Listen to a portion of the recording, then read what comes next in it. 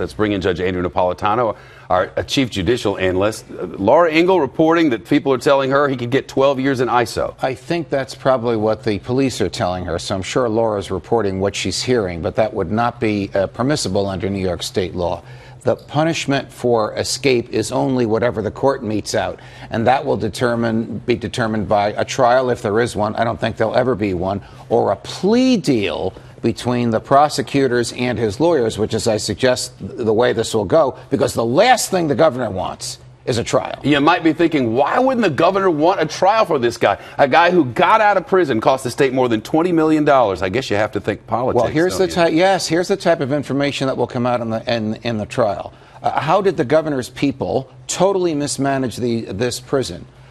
Contraband coming in, contraband going out. Lifers walking free throughout the building. Lifers being given a tour of the secured part of the building by prison officials. Lifers having sex with a prison official. She's not just a guard, she's in management. How is it that the search for these people was delayed by 4 or 5 hours, according to sources for the New York Post, in which state police said the governor would effectively delay the search until he arrived at the prison, could be given a tour of the escape route, and then could take the television cameras on a tour of the escape route? How is it that when they caught the first guy, he was executed in the head with 3 bullets rather than shot at so as to save his life and captured, which was the reason they were after him?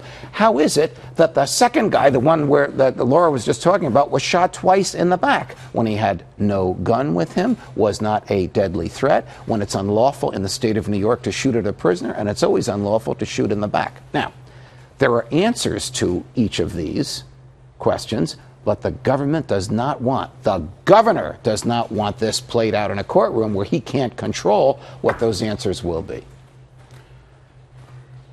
Why would you only be able to give him, first of all, what can you offer him? There's not much to offer a lifer. How can you get information out? Okay, so life for him. The other guy, the one that's dead, had life without parole. Mm-hmm. This fellow has 25 years to life.